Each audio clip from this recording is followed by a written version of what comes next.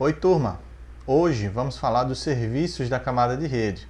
Entretanto, já começo fazendo uma ressalva que vamos estudar dois protocolos, que é o protocolo ARP e o protocolo DHCP, que eles não pertencem especificamente à camada de rede. Embora eles sejam serviços fundamentais para o funcionamento de uma rede, eles estão intimamente ligados a essa camada de rede, só que eles estão em camadas diferentes. O protocolo ARP é da camada de enlace, nível 2, e o DHCP é da camada de aplicação. É um serviço que provê endereços IP via aplicação. Então vamos começar pelo ARP, que é um protocolo de resolução de endereços que é utilizado na pilha TCP/IP. Então ele basicamente realiza um mapeamento entre o endereço IP de um dispositivo e o seu respectivo endereço MAC, sempre dentro da mesma rede ou subrede, ok? Então, como é que é o funcionamento desse protocolo e qual é a necessidade da sua existência? Então, vamos olhar aqui embaixo. Temos um esquema com 3 computadores, né, o PC1, PC2 e PC3, interligados em uma mesma rede. Entretanto, vamos supor que o computador 2 deseja enviar uma mensagem para o computador 3. Entretanto, ele, quando vai fazer esse endereçamento, ele apenas sabe o endereço IP do computador de destino, né? No caso aqui seria o computador 3. Se estamos falando de endereço IP, nós estamos apenas na camada de rede, nível 3. E lembrando que o datagrama IP que vai ser gerado, ele vai ser encapsulado dentro de um quadro Ethernet, né? um quadro na camada de enlace, ele precisa preencher a informação no cabeçalho referente ao endereço MAC para o qual vai ser enviado. Lembrando que nós temos que preencher o endereço IP de um destino, fim a fim, pensando de ponta a ponta, mas o endereço MAC é sempre baseado no seu próximo vizinho, seu próximo salto, ok? Então, nesse exemplo, nós não temos nenhum switch, nenhum outro equipamento intermediário. Então, no caso, o computador 2, quando for enviar endereçado para o computador 3, vai assumir o endereço MAC, né, para colocar no cabeçalho do quadro que vai ser gerado aqui no computador 2. Então, o que acontece? Eu sei o endereço IP do computador 3, mas não sei o endereço MAC dele. Então, como é que eu vou preencher essa informação no quadro? Lembrando que o quadro não vai trafegar na rede enquanto não tiver com as suas informações preenchidas no cabeçalho.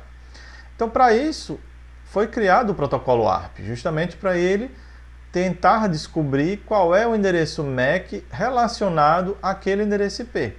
Então, o que o computador 2 vai fazer? A primeiríssima coisa, ele vai enviar uma mensagem que a gente chama um pedido de resolução ARP, né? Ele vai enviar em broadcast, ou seja, vai espalhar para todos os dispositivos da rede.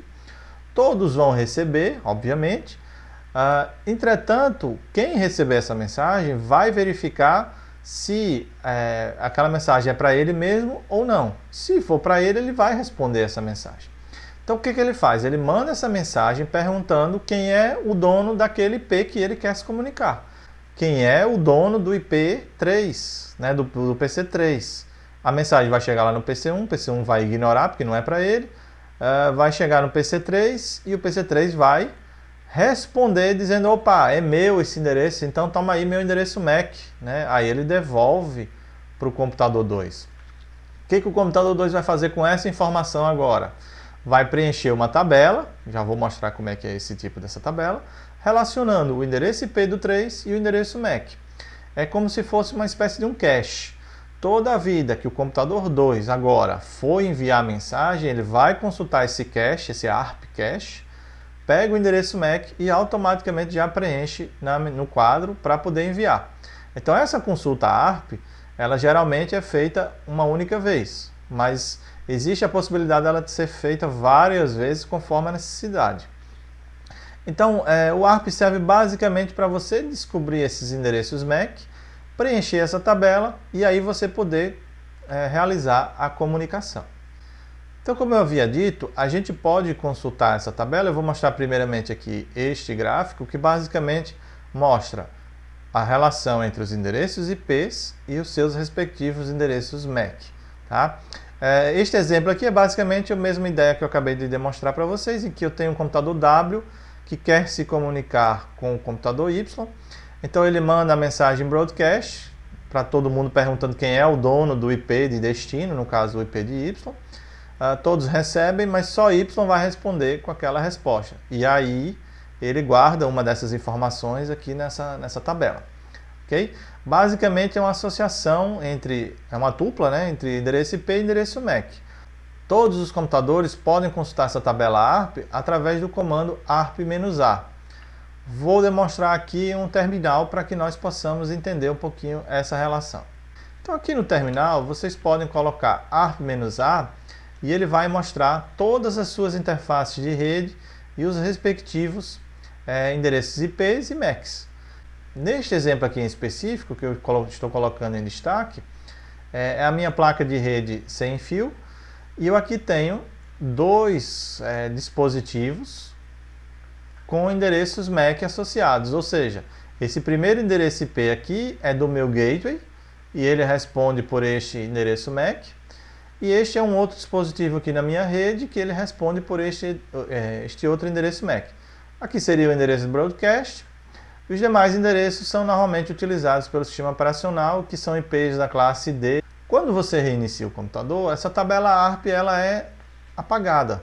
Mas se você desejar, você pode fazer a remoção desse cache e, à medida que você for se comunicando na rede, você vai obtendo esses endereços MAC. Né? Eu vou fazer aqui essa demonstração em que eu vou remover todas as entradas ARP, né, da minha interface de rede, e vou mostrar para vocês como é que fica vazia e depois de fazer algumas consultas. Então, neste caso, eu acabei de remover e vou fazer aqui ARP-A, mas vou fazer especificamente só da minha interface de rede.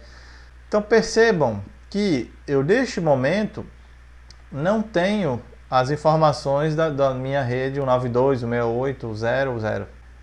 Então, como é que eu vou obter essas informações? Ora, se eu for realizar uma tentativa de comunicação com o meu gateway, por exemplo, ou melhor, se eu for me comunicar com algum dispositivo fora da minha rede, ou seja, na internet, eu obrigatoriamente vou precisar passar pelo meu gateway. Então, se eu fizer um ping aqui para um servidor do Google, né, eu estou mandando mensagens para lá, forçosamente eu vou ter que descobrir qual é o endereço MAC do meu gateway.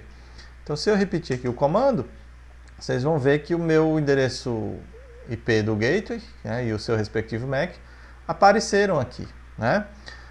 Se eu for também tentar me comunicar com algum dispositivo dentro da minha rede, por exemplo, aquele IP17, vocês veem que ele não está aqui na tabela. Né? Mas se eu for tentar uma comunicação, embora ele não vá me responder aqui, vai dizer que a solicitação expirou o tempo, né? Eu não vou aguardar, vou só cancelar aqui, mas a primeira tentativa de comunicação já é suficiente para gerar essa informação na tabela ARP. Então, apresentando aqui, a gente consegue ver facilmente, né, que apareceu aqui o IP17 e o seu endereço MAC. Ou seja, toda e qualquer comunicação, antes dela começar a ocorrer, é necessário descobrir o endereço MAC. Então, o protocolo ARP é sempre o primeiro protocolo a ser consultado, né, para você obter esse endereço MAC. Claro que se você já tiver informação no cache, ele vai buscar essa informação no cache. Caso ele não tenha no cache, ele vai consultar ou vai enviar mensagens ARP solicitando o endereço MAC respectivo àquele IP. Faço só uma ressalva de que o ARP ele é executado dentro de cada rede. Então você não vai ter na sua tabela ARP informações ou endereços MAC referentes a endereços IPs de fora da sua rede. Você só vai ter da sua rede interna. Okay? Então, se a sua rede é 192.168.0.0, como eu tenho aqui neste exemplo, eu só vou ter todos os dispositivos desta rede aqui listados.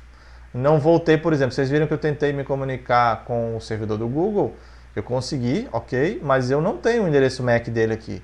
Eu tenho apenas do meu gateway, que é por onde a minha informação foi enviada para chegar até o Google. Então, o ponto de saída é o meu gateway e eu não vou ter, reforçando a ideia, eu não vou ter endereços MAC de outros dispositivos fora da minha rede. Nós também podemos executar o Wireshark para monitorar essas mensagens ARP sendo enviadas na rede.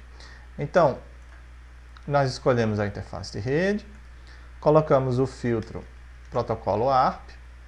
Então nós podemos fazer a limpeza aqui e depois tentar realizar as comunicações, conforme eu mostrei agora há pouco. só para cutucar, vamos dizer assim, o protocolo ARP. E se formos olhar aqui no que foi capturado, nós temos a seguinte situação. A primeira aqui é, quem tem o IP 192.168.0.1, ou seja, o meu dispositivo, que eu sei que é este aqui, que é o endereço MAC dele, ok? Está enviando uma requisição ARP em broadcast, conforme eu falei para vocês, certo? Perguntando quem é o dono deste IP aqui. E quem é que está perguntando? Sou eu, o meu IP é esse aqui, o ponto 20, ok? Daí o dispositivo que tem o IP1 vai responder, vai dizer, opa, olha aqui, meu endereço MAC é esse aqui, ó, toma aí. Então eu vou olhar até a tabela agora e consigo consultar que ele me respondeu, ó, 926801, e ele colocou o endereço MAC que ele aprendeu. Em seguida, eu também tentei fazer o ping, né, recordem, para o IP17. Então, antes de fazer o ping, de acontecer o ping, ele mandou a requisição ARP, ou seja, o meu dispositivo mandou em broadcast, perguntando quem é o dono do IP17. Aí quem está perguntando é o ponto 20, no caso, esta máquina. E aí o ponto 17 vai e responde, opa, toma aí meu endereço MAC, aprenda aí, coloque na tabela. E aí ele colocou aqui na tabela esse endereço MAC. Percebam que apareceu aqui mais uma consulta, mas essa consulta aqui não fui eu que fiz. Aqui foi o contrário, olha só, o dispositivo que perguntou foi o meu gateway aqui dentro da minha rede, mandou perguntando quem é o IP20, no caso é o meu computador. Então ele estava querendo saber quem é o meu computador e quem perguntou obviamente foi o ponto 1. E aí eu respondo para ele, opa, toma aí meu endereço MAC, esse é o endereço MAC do meu computador que foi entregue lá pro meu gateway, então meu gateway também aprendeu. Então, como eu falei, o ARP ele pode ser executado uma única vez, mas ele também pode ficar rotineiramente solicitando essas mensagens para manter essa tabela atualizada. Além disso, embora eu não vá abordar esse assunto agora, é possível você inserir informações manualmente nessa tabela ARP. Caso você deseje que um determinado dispositivo não fique enviando mensagens ARP, você já pode colocar a entrada manualmente, né, na sua tabela, e aí ele já vai saber que aquele endereço MAC está associado àquele IP. Toda vida que ele for enviar uma mensagem para aquele endereço IP, ele já consulta essa tabela e já envia. Então, voltando aqui para o slide, basicamente o formato da mensagem do protocolo ARP é este que vocês estão vendo aqui, né? Tem aqui uma série de campos, como tipo de hardware, tipo de protocolo, tamanho do cabeçalho, qual é o tipo de operação, se é uma solicitação ARP ou se é uma resposta, quais são os endereços, né, que estão sendo enviados e recebidos, no caso o endereço de hardware e o endereço IP. Então, todo esse quadro ARP aqui, essa mensagem ARP, ela é encapsulada dentro do quadro da camada de enlace. Se for o protocolo Ethernet, por exemplo, na área de dados vai estar este cabeçalho inserido. Então, passando agora para um outro protocolo, que é o protocolo DHCP, diferentemente do protocolo ARP, o DHCP é um protocolo lá da camada de aplicação. Entretanto, ele é um serviço que oferece de forma automática os endereços IPs na rede. Então, ele está intimamente ligado à camada de rede, por isso que eu o considero como um serviço da camada de rede, embora ele seja uma aplicação. Okay? Então, o que o DHCP faz na prática? Quando o seu dispositivo ele ingressa em alguma rede, seja ela cabeada ou rede sem fio, a primeira coisa que você precisa para se comunicar dentro dessa rede é o endereço IP, obviamente o endereço IP e o endereço de máscara. Então você ingressa nessa rede, primeira coisa que o seu dispositivo vai fazer é enviar uma mensagem em broadcast procurando por servidores DHCP. Caso exista algum servidor, esse servidor vai responder lhe oferecendo um IP. E aí você aprende, né, configura a sua placa de rede com essa informação. Obviamente que essa informação é um endereço IP e uma máscara. E aí você vai poder trabalhar, se comunicar dentro da rede.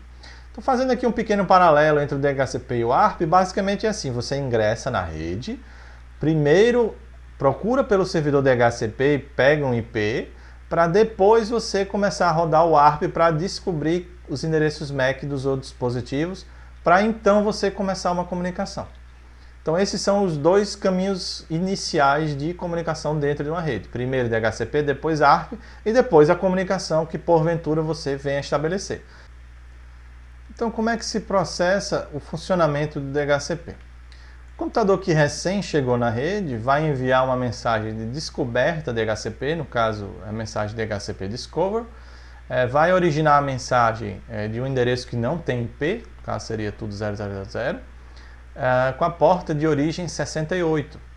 E vai enviar para o destino, que seria o broadcast, né, que seria o 255.255.255.255, na porta 67. Então o protocolo DHCP basicamente funciona com essas duas portas do protocolo de transporte UDP, então UDP 67 e 68. Então essa mensagem DHCP Discover é enviada para o servidor, ou na realidade em broadcast, e se existir o servidor na rede, ele vai receber e vai tentar responder. E aí quando o servidor recebe, ele responde com uma oferta DHCP, que é o DHCP Offer. Então ele vai colocar aqui o endereço de origem dele, né, na porta 67, para a qual ele recebeu a comunicação, e encaminha para o destino em broadcast também. Em algumas implementações de sistemas operacionais, esse envio do destino não é em broadcast, é em unicast. Basicamente já é colocando aqui o endereço IP destinado ao cliente. Mas aí fica a pergunta, ora, se o cliente ainda não sabe o endereço IP, como é que eu consigo enviar minha mensagem, né? Como é que o servidor conseguiu mandar sua mensagem endereçada àquele IP que ainda não é assumido por ninguém? Bom, aí entra aquela situação da camada de enlace, né? Lembrando que estamos aqui a nível de aplicação, mas para as mensagens caminharem na rede, elas precisam de preencher o cabeçalho da camada de enlace com os endereços MAC. Então, quando este cliente enviou a mensagem, ele colocou lá o endereço MAC de origem dele. Então, na hora que o servidor vai responder, ele vai responder para aquele endereço MAC. Então, mesmo que ele coloque destinado a um IP qualquer, né? Lembrando, nós estamos dentro de uma única rede. A mensagem ela não vai passar por nenhum roteador, tá? É rede interna. Então, não tem nenhum problema você colocar qualquer endereço IP aqui no destino. Basta você colocar o endereço MAC correto lá no cabeçalho da camada de enlace, que a mensagem ela vai ser enviada e vai chegar naquele cliente, ok? Então existem essas duas formas do servidor DHCP responder. Aqui é a forma como foi projetado. Na prática, eu vou demonstrar no Wireshark, vocês vão ver que o endereço, aqui o destino, ele é o endereço IP que a máquina vai assumir, que ela ainda não assumiu, ainda vai assumir. Então pronto, o servidor aqui faz a oferta e este é o endereço que é oferecido pelo servidor DHCP, o 223.1.2.4. E também informa qual é o endereço IP do próprio servidor DHCP e qual é a vida útil, né, ou quanto tempo aquela informação ou aquele IP que está sendo oferecido vai ser válido. Porque na realidade, essa oferta de endereços que o DHCP faz é como se fosse um empréstimo. Então esse empréstimo tem uma duração. Podem ser poucas horas, muitas horas, ou vários dias, ou até meses. Entretanto, essa questão do tempo depende muito de como é a rede, o tamanho da sua rede. Se você tem uma rede que os dispositivos são poucos e eles geralmente não ficam entrando e saindo toda hora, então você pode colocar tempos maiores, né, de vários dias, para evitar que você tenha muito tráfego na rede de renovações ou pedidos de novos IPs. Entretanto, se for uma rede muito grande, como uma rede, por exemplo, de shopping, né, uma área pública, você vai ter muitos dispositivos entrando e saindo da rede múltiplas vezes. Então seria interessante que você colocasse tempos mais curtos para que aquele IP ele não fique emprestado para aquele dispositivo por muito tempo. Porque assim, eu posso entrar na minha rede ou numa rede qualquer, recebo esse IP emprestado, se ele tiver uma duração de 4 dias, eu entrei na rede, eu usei 1 minuto, esse IP vai ficar meu durante 4 dias, mesmo que eu tenha saído da rede logo após 1 minuto. Ou seja, você vai acabar gastando muitos IPs e eles não vão estar sendo utilizados durante esse intervalo. Então o ideal é você ter um intervalo médio de quanto tempo as pessoas ficam naquela rede e fazer essa estimativa. Em uma rede de um shopping, por exemplo, eu recomendaria entre 1 e 2 horas esse empréstimo desse IP. Mais que isso já seria uma situação em que você ia gastar muitos IPs e você, consequentemente, ia ter aquele problema, falta de endereço IP. Você se conecta na rede e vai dizer erro ao obter o endereço IP. Então isso é muito comum quando o servidor DHCP esgota todos os IPs e não tem mais nenhum para atribuir. Consequentemente, você não vai conseguir se comunicar na rede, a não ser que você tenha um IP atribuído à sua placa de rede. Então, continuando aqui, o servidor me ofereceu para o cliente esse endereço IP, o computador vai já aprender essas informações e vai enviar então uma requisição para o servidor, dizendo então, eu quero então ficar com esse IP aí que você está me atribuindo. Percebam que ele continua enviando a mensagem originada sem endereço IP em broadcast, né, fazendo request efetivamente. E aí o servidor vai dizer então, beleza, toma aí um ACK, né, confirmando, DHCP ACK, confirmando que aquele endereço IP foi efetivamente alocado para o dispositivo. Então é essa conversa, né, de troca de 4 mensagens entre o cliente e o servidor que ele oferece o endereço IP para o servidor, tá bom?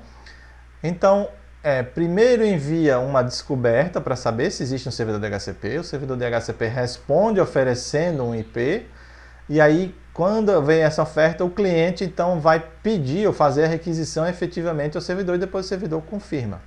Okay? Este é o primeiro passo que ocorre quando você ingressa numa rede.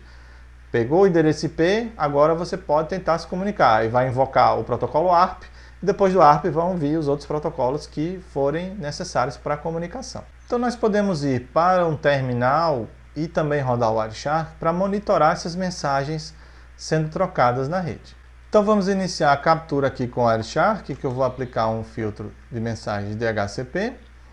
E aí aqui no terminal eu já tenho um endereço IP assumido. Entretanto, eu vou enviar um comando, neste caso eu estou fazendo isso no Windows, em que eu quero liberar o meu endereço IP na rede. Então eu vou informar que eu não quero mais esse endereço IP. Então eu executei o comando ipconfig release, né? Eu estou me desfazendo daquele endereço IP.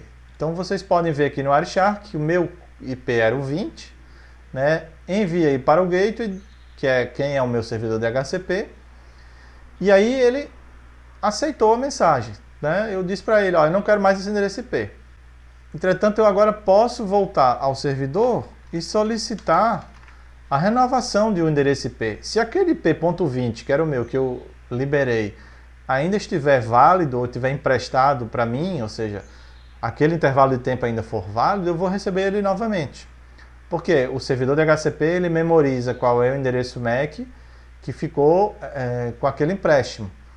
Então, eu solicitei, recebi o IP.20, mas ele guardou lá na tabela dele que o meu endereço MAC está associado ao IP20.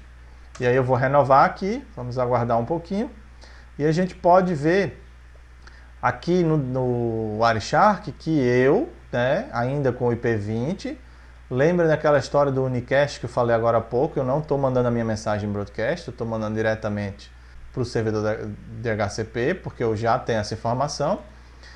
Mas aqui eu estou fazendo o pedido, e aí depois o servidor me confirmou com o ACK, né? Então ele acabou me devolvendo o mesmo endereço IP, porque na mensagem que eu enviei para ele já continha meu endereço MAC. Então eu estou com o IP.20, vocês podem ver aqui na minha interface de rede, que eu voltei a receber o IP.20. Entretanto, eu acabei recebendo aqui 2 mensagens de DHCP em que algum dispositivo da minha rede, eu estou vendo aqui que é um dispositivo Apple, que eu não tenho nenhum dispositivo aqui comigo nesse momento dessa marca, que ele solicitou a busca por um servidor DHCP. Só que eu não sou servidor DHCP, né? Eu sou um cliente. Mas lembrem que as mensagens de DHCP não são enviadas em broadcast, então todos os dispositivos na rede recebem, né? Então eu recebi aqui, mas não é para mim, eu ignorei, né? Não respondi. E depois quando esse mesmo cliente lá fez o pedido do request para o servidor, ele também fez em broadcast, eu recebi aqui. Então, uma feliz coincidência, né, de eu ter o meu pedido feito aqui e alguém também ter pedido logo em seguida do endereço IP. Então, vocês veem que acontece de fato o envio em broadcast. Então, provavelmente, quando eu fiz o meu pedido, né, inicial, todos os dispositivos receberam essa mensagem, esse discover, né, e também o request. À medida que eu descubro depois as informações de quem é o meu servidor DHCP, eu já não fico mandando em broadcast, eu fico mandando em unicast, como vocês estão vendo aqui. O unicast é direcionado àquele dispositivo em específico.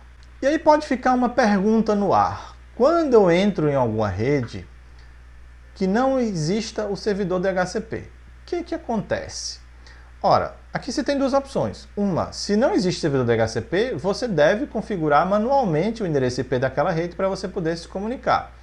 Entretanto, existe um outro serviço que é o que a gente chama de endereço APIPA, né, que seria um endereço IP automático, né, privado, né, que é normalmente nessa faixa 169.254.0.0 até 169.254.255.255. Então, esse intervalo aqui normalmente é configurado no próprio sistema operacional, em que você tenta achar um servidor DHCP. Uma vez que você não acha esse servidor DHCP, ele acaba assumindo esse endereço IP aqui. Então, todos os dispositivos estão assim configurados e eles dentro da rede vão acabar tendo a possibilidade de se comunicar entre si. Ou seja, se eu tenho um dispositivo que peguei um endereço IP desta faixa aqui e outro dispositivo também pegou um IP diferente, obviamente, mas dentro dessa faixa, eu consigo me comunicar com ele. Entretanto, nenhum de nós dois vai conseguir se comunicar para fora da nossa rede, né? Porque não vamos ter a informação de gateway. Então, esse IP, como o próprio nome diz, ele é privado, é só para aquela rede enquanto você não tem servidor DHCP. Então, se você está só precisando fazer uma troca de um arquivo ponto a ponto, daquele dispositivo com o outro, você tem essa possibilidade mesmo não tendo esse servidor DHCP funcionando. Então, turma, basicamente eram esses dois serviços, esses dois protocolos que eu queria apresentar para vocês hoje. Valeu!